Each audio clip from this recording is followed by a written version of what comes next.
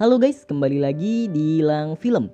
Gimana nih kabar kalian semua? Semoga baik-baik aja ya. Terus ada perkembangan apa hari ini? Masih rebahan?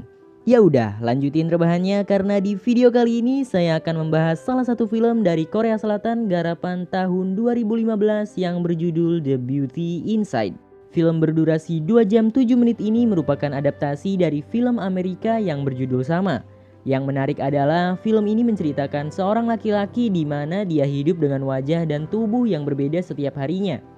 Oke, gimana ceritanya? Seperti biasa, silahkan ambil posisi rebahan serileks mungkin dan ini dia alurnya.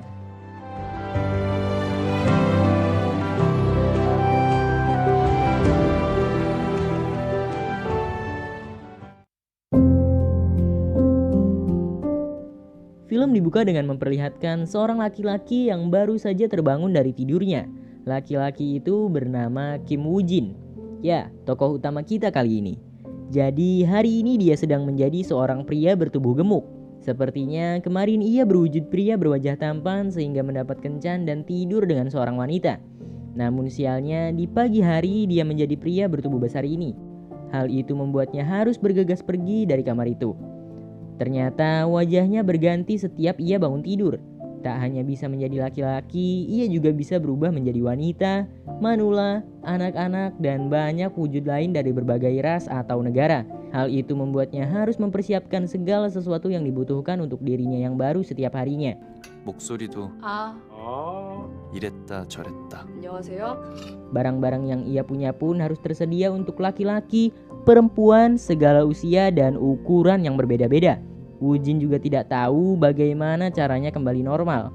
Setiap harinya ia bekerja sebagai perancang sekaligus pembuat furnitur seperti meja dan kursi. Menurut dirinya di zaman sekarang di mana segala sesuatu dapat dicari dengan internet atau sosial media, hidup dengan wajah yang berganti setiap hari membuatnya lebih aman. Itulah sedikit sisi positif dari keanehan pada dirinya. Tapi keanehan itu juga menyebabkan tidak ada orang yang bisa mengenali dirinya. Hanya ada 2 orang yang bisa, yaitu ibunya dan satu temannya yang bernama Sunbaek. Hal itu juga yang membuat Sunbaek menjadi satu-satunya teman Woo Jin. Sunbaek sering mengajak Woo Jin ke klub jika penampilan Woo Jin sedang bagus. 김우진이에요. 김우진이에요. 김우진이요. 김우진이. Dan sialnya ketika Woo Jin mendapat wanita dari klub, di pagi harinya ia harus segera bergegas pergi karena wujudnya pasti berubah. Apalagi jika ia berubah menjadi kakek-kakek seperti ini. Matanya yang rabun membuatnya sangat kesulitan. Setiap hari ia selalu merekam penampilannya. Ia menceritakan segala hal yang terjadi pada setiap harinya. Jadi rekaman itu seperti pengganti buku diari bagi Woo Jin. Lalu kita dibawa ke cerita 11 tahun lalu saat ulang tahun Woo Jin yang ke-18. Saat itu Woo Jin terlambat bangun pagi dan tanpa mandi terlebih dahulu Woo Jin langsung memakai seragam sekolahnya. Kemudian ia terkejut ketika melihat wajahnya berubah menjadi orang yang berbeda. Woo Jin pun menangis sejadi-jadinya saat menemui ibunya. Ibunya juga kaget saat melihat pria asing masuk ke tokonya. Namun bagaimanapun seorang ibu pasti merasakan kalau pria itu benar-benar anaknya. Yang bisa ibu Woo Jin lakukan saat itu hanyalah berusaha menenangkan dan menguatkan anaknya. Semenjak itu Woo Jin tidak bisa melanjutkan sekolahnya. Beberapa tahun setelahnya, teman Woo Jin yang bernama Sunbaek datang ke rumah.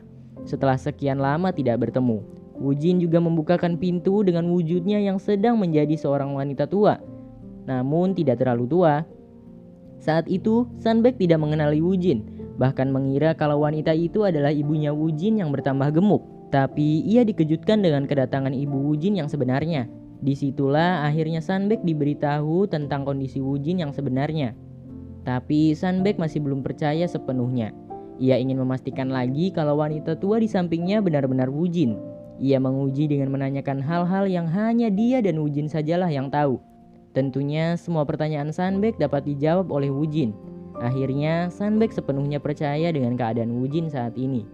Sebagai teman yang baik, Sunbaek dengan senang hati menerima keadaan temannya itu. Sunbaek selalu tertawa setiap melihat Woo Jin berubah menjadi orang yang jelek. Woo Jin tidak tersinggung. Hal itu justru membuat Woo Jin ikut tertawa dan senang karena sekarang Woo Jin tidak kesepian lagi.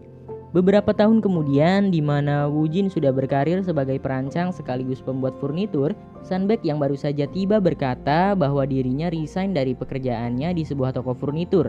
Sunbaek resign karena toko itu sering menjiplak karya atau desain buatan Woo-jin. Ia muak melihat banyak karya Woo-jin yang ditiru oleh desainer di toko itu. Akhirnya, Sunbaek dan Woo-jin bekerja sama untuk membuat perusahaan furnitur mereka sendiri. Woo-jin tetap menjadi perancang dan pembuat produk, sedangkan Sunbaek yang akan memasarkan produknya. Mereka memberi nama merek dagangnya ALX. Kemudian cerita kembali ke masa sekarang, melanjutkan scene di awal film.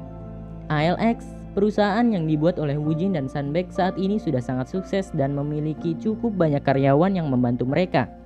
Suatu hari, Woo-jin mendatangi suatu toko furnitur lain dengan penampilan seorang pria yang sudah sedikit tua, di mana di toko itu ada seorang wanita yang ia sukai. Wanita itu bernama Yisu. Sebenarnya hampir setiap hari Woo-jin datang ke toko ini dan berbicara dengan Yisu. Namun Yisu tidak menyadarinya, tentunya karena Woo-jin datang dengan penampilan yang berbeda setiap harinya. Tapi di hari itu mereka berbicara cukup lama, karena ternyata Yisu kagum dengan furnitur buatan ALX yang merupakan desain buatan Woo-jin. Keesokan harinya, Woo-jin bangun dengan wujud seorang pria tampan, tinggi, dan proporsional. Inilah saat yang ia tunggu-tunggu. Di hari itu pun, ia datang lagi ke toko furnitur tempat Yisu bekerja. Ia membeli satu furnitur agar bisa berbicara lama dengan Yisu. Kemudian, Woo-jin mengajak Yisu untuk makan malam bersamanya. Awalnya, Yisu menolak dengan alasan masih ada pekerjaan yang harus ia selesaikan. Namun Woo-jin yang bersikeras ingin makan malam bersama Yisu terus mencoba membujuk Yisu. Dan entah bagaimana cara Woo-jin membujuk Yisu, akhirnya mereka berdua pun pergi ke suatu tempat makan. Namun Woo-jin hanya membeli makanannya saja kemudian membawa Yisu ke pabrik ALX. Woo-jin menutupi identitasnya dengan mengaku kalau dirinya hanya karyawan di pabrik itu. Di pabrik itulah mereka makan malam berdua. Yisu mengikat rambutnya dan menyelipkan sumpit untuk menahan ikatannya. Kemudian mulai menikmati makan malam itu. Selesai makan malam, Woo-jin mengantarkan Yisu pulang. Dan di malam itulah akhirnya Woo-jin mendapat nomor telepon Yisu. Woo-jin tidak mau kesenangan itu hanya berlangsung satu hari. Ia pun berniat untuk tidak tidur malam itu. Dengan begitu penampilannya tidak akan berubah, sehingga esok harinya ia masih bisa bertemu Yisu dengan penampilannya yang keren itu. Dan benar saja keesokan harinya penampilan Woo-jin tidak berubah. Ia pun membuat janji dengan Yisu, menjemputnya sepulang kerja, kemudian pergi berdua dan mengobrol di suatu tempat dengan iringan musik. Terakhir, untuk kedua kalinya, mereka makan malam di pabrik ALX. Seperti kemarin, Yisu mengikat rambutnya, tapi kali ini tidak dengan sumpit, melainkan dengan ikat rambut yang sengaja dibawa oleh Woo-jin. Kemudian mereka pun menikmati makan malam itu. Di malam itu juga, Woo-jin lagi-lagi memutuskan untuk tidak tidur. Keesokan harinya, Woo-jin membawa Yisu ke toko kerajinan milik ibunya. Tapi Woo-jin tidak memberitahu Yisu kalau pemilik toko itu adalah ibunya. Yisu yang memperhatikan Woo-jin hari itu menyebut Woo-jin seperti orang yang sudah beberapa hari tidak tidur. Tapi Yisu menganggap mungkin Woo-jin hanya kelelahan. Padahal Woo-jin memang sudah 2 hari tidak tidur. Bahkan Woo-jin berniat mengajak Yisu bertemu lagi esok hari. Tapi sayangnya besok adalah hari peringatan kematian ibu Yisu. Namun Woo-jin masih ingin bertemu Yisu dengan penampilan itu. Setidaknya 1 kali lagi. Akhirnya mereka berdua membuat janji untuk sarapan bersama esok pagi. Woo-jin pun pulang dengan menaiki sebuah kereta. Tapi tak disangka Woo-jin tidak sengaja tertidur di kereta itu dan tentu saja penampilannya berubah. Dan kali ini menjadi seorang pria parubaya. Woo-jin bingung apa yang harus ia lakukan. Ia terlanjur membuat janji dengan Yisu untuk sarapan bersama pagi itu. Ia pun mencoba datang ke tempat di mana mereka berdua seharusnya bertemu. Ya, mereka berdua memang bertemu. Tapi tentunya Yisu tidak mengenali Woo-jin dengan penampilan itu. Dengan penampilan itu, Woo-jin melihat Yisu yang telah lama menunggu dirinya. Tapi Woo-jin tidak dapat melakukan apa-apa. Menunggu Woo-jin membuat Yisu terlambat berangkat kerja. Akhirnya ia pun bergegas menuju tempat kerjanya. Woo-jin merasa sangat bersalah pada Yisu. Tapi mau bagaimana lagi, menghampiri Yisu dengan penampilan saat ini juga tidak mungkin. Tapi Woo-jin tidak menyerah dan tidak mau semuanya berakhir begitu saja. Akhirnya pada suatu hari saat penampilannya sedang menjadi seorang perempuan, Woo-jin menyamar menjadi salah satu karyawan magang di toko itu. Kemudian ia mengajak Yisu ke rumahnya. Ia berniat ingin jujur tentang dirinya sebagai Woo-jin. Ia memindahkan barang-barang dari pabrik ALX yang berhubungan dengan Yisu ke rumahnya. Kemudian memperlihatkannya kepada Yisu. Tentu saja Yisu bingung dan tidak mengerti apa maksud dari semua ini. Yisu yang kebingungan dan merasa kesal bergegas pergi dari rumah itu karena mengira kalau perempuan yang sedang bersamanya itu hanya sedang mempermainkannya. Tapi saat perempuan itu tiba-tiba berkata kalau dirinya adalah Woo-jin, Yisu langsung berhenti. Kemudian Woo-jin menunjukkan video-video yang ia buat setiap hari untuk meyakinkan Yisu kalau dirinya benar-benar Woo-jin yang berganti wajah setiap hari. Dan di saat itu juga Woo-jin mengatakan jika dirinya menyukai Yisu. Namun Yisu masih belum bisa percaya dengan penjelasan Woo-jin. Yisu juga masih tidak percaya kalau perempuan yang sedang bersamanya itu adalah Woo-jin. Tapi justru sejak saat itu, setiap hari Yisu selalu memikirkan Woo-jin. Sampai akhirnya Yisu kembali datang ke rumah Woo-jin yang saat itu sedang menjadi wanita Jepang. Ternyata saat Woo-jin sedang menjadi orang dari negara lain, kemampuan berbahasa Koreanya juga hilang. Tapi ia tetap bisa mengerti jika orang lain berbicara bahasa Korea. Di sini terlihat Yisu mulai percaya kalau wanita itu adalah Woo-jin yang penampilannya berubah lagi. Tapi untuk lebih meyakinkan dirinya, ia pun meminta izin untuk menginap satu malam di rumah Woo-jin, guna mengetahui apakah penampilan Woo-jin benar-benar berubah setelah bangun tidur. Sebelum tidur, mereka berdua sempat mengobrol sebentar. Untungnya Yisu sedikit mengerti bahasa Jepang. Akhirnya mereka berdua terlelap dan pagi harinya saat penampilan Woo-jin belum berubah, Yisu bangun lebih awal. Saat Woo-jin masih tertidur, Yisu berkeliling melihat seluruh isi rumah Woo-jin. Ia melihat berbagai jenis barang-barang milik Woo-jin, di mana barang untuk laki-laki dan perempuan semuanya ada di situ. Saat Yisu sedang melihat ulang video-video yang dibuat oleh Woo-jin, Woo-jin pun datang dengan penampilan yang telah berubah. Melihat semua itu, akhirnya Yisu sepenuhnya percaya dengan keanehan yang terjadi pada Woo-jin. Sejak saat itu juga mereka kembali dekat dan selalu berdua setiap hari. Kini Woo-jin tidak lagi sendiri saat merekam video atau berfoto. Selalu ada Yisu di sampingnya. Yisu sempat bertanya pada Woo-jin penampilan seperti apa yang tidak ia sukai. Dan esok harinya langsung terjawab. Woo-jin paling tidak suka saat dirinya berwujud anak kecil. Sepanjang hari itu, Yisu seperti sedang mengasuh anak kecil. Suatu hari di mana saat itu Woo-jin sedang menjadi pria tampan, Yisu berkata dirinya ingin bisa merasakan kehadiran Woo-jin tanpa melihat kalau itu adalah Woo-jin. Woo-jin pun langsung memegang tangan Yisu kemudian berkata bahwa dengan memegang tangan Yisu seperti ini, Yisu bisa tahu kalau itu adalah Woo-jin.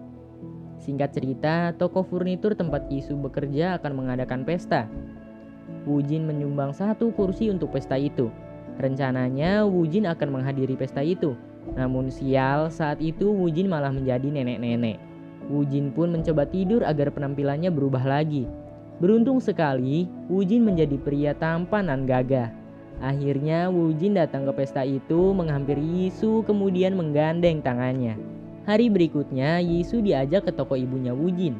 Disitulah Woo-jin baru memberitahu kalau itu adalah ibunya. Yisu langsung terlihat akrab dengan ibunya Woo-jin. Mereka juga sempat berbicara tentang Woo-jin dan hubungan Woo-jin dengan Yisu.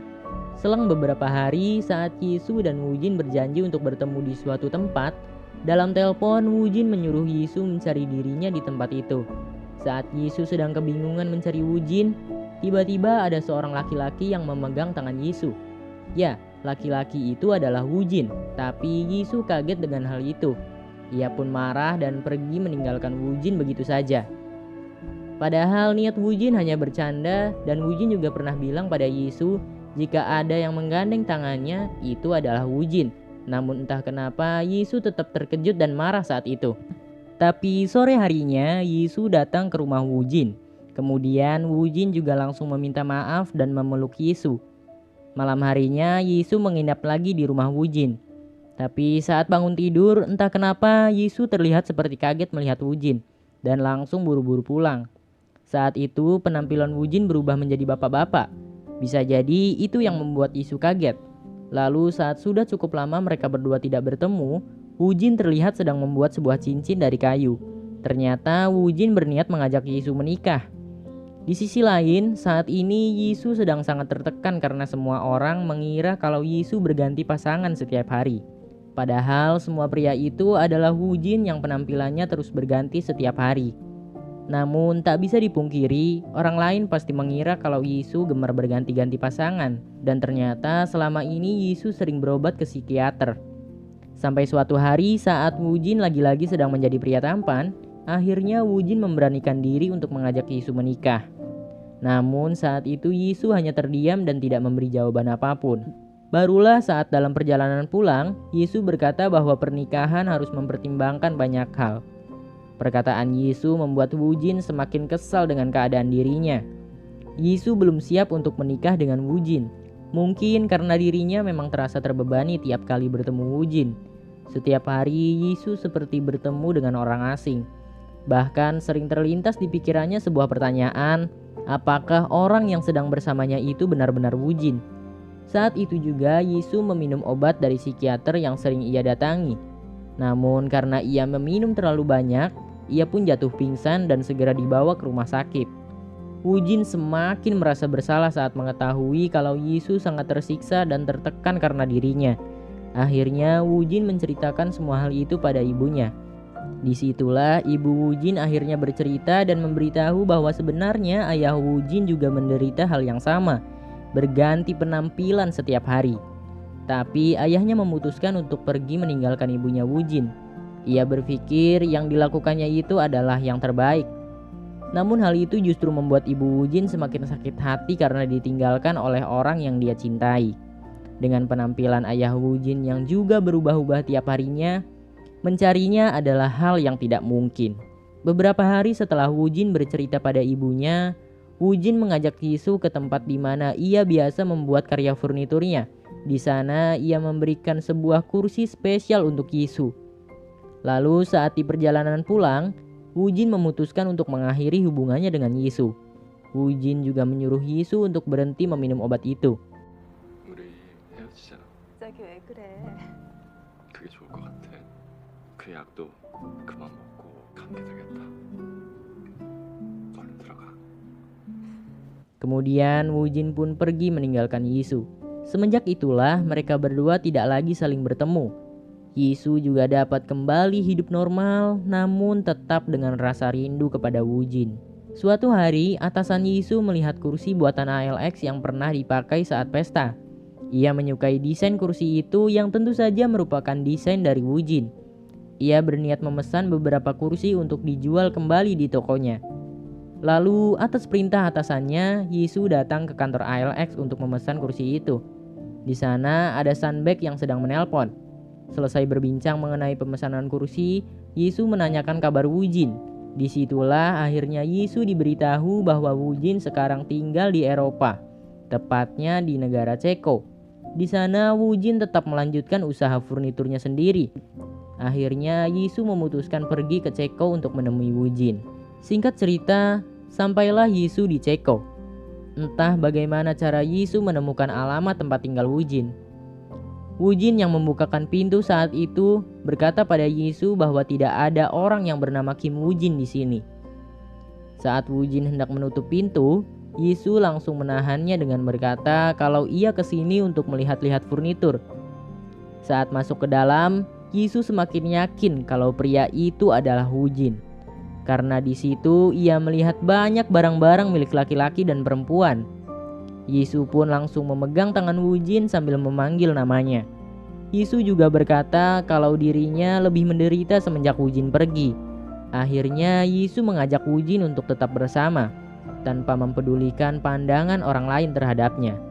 Hari itu juga mereka berdua kembali berjalan bersama. Yisu pun bercerita kalau sebenarnya penyebab ia kaget melihat Wujin saat bangun tidur waktu itu adalah karena ia melihat proses perubahan wujud Wujin. Setelah mengobrol cukup lama, akhirnya sekarang Yisu yang mengajak Wujin menikah. Tapi Wujin menjawab dengan mengejek menggunakan perkataan Yisu waktu itu, yang katanya pernikahan perlu mempertimbangkan banyak hal dan lain-lain. Kemudian Wujin mengeluarkan cincin kayu yang dibuatnya waktu itu dan memakaikannya di jari Yisu. Tapi Jisoo malah menyuruh Woojin untuk mengulangi adegan melamarnya itu. Dan film pun selesai.